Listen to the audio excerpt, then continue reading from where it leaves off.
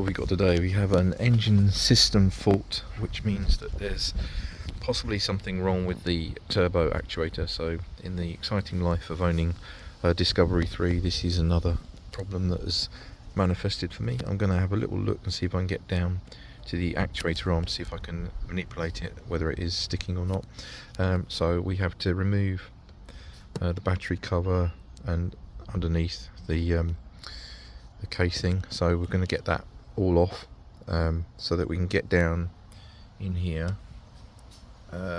in order to find the actuator rod and manipulate it and probably spray it with some WD-40. So first of all, we've got to get the battery out, which, if anyone knows, on the Discovery 3 is a nice heavy thing to take out. So we'll have that taken out and disconnect this bracket down here, I think, on the air conditioning, if it will focus.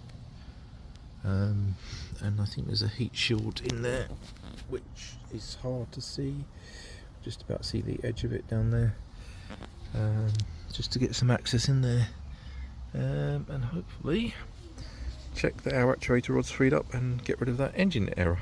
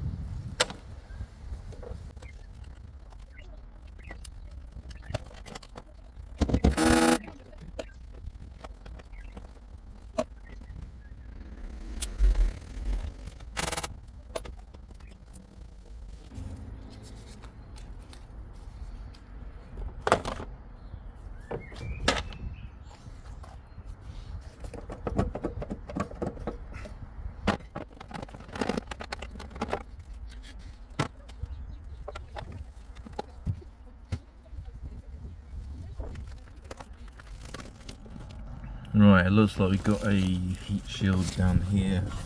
It's hard to point to this thing here. So that is the heat shield I think people talk about when they say get to that. So I'm not sure. I can see one bolt just under there, an awkward angle. So I'll see if I can get to that. And in theory, that's the top of the turbocharger, and it will make the actuation rod easy to get to.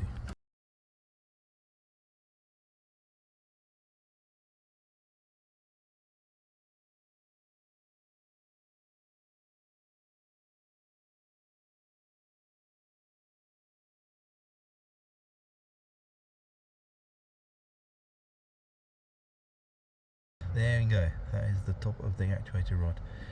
So you can see that there's the oil feed banjo at the top, and then just as that comes off, there's the round ball that is underneath there. And if you get your hook on that, you can manipulate that backwards and forwards. Look at that, there you go.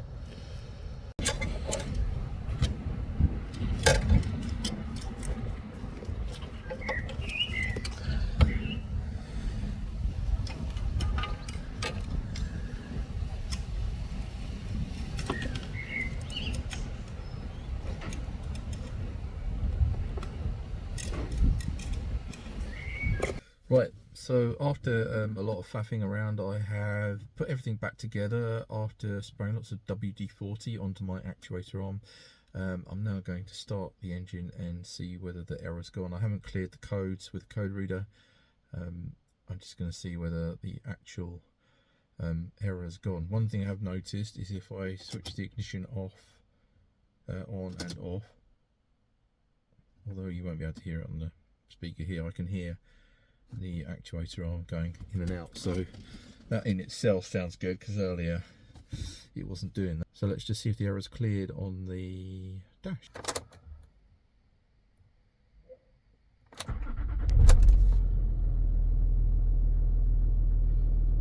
So what was happening before was immediately when I started the engine, I was getting a engine systems failure warning with that little sort of magic book symbol, and that seems to have gone.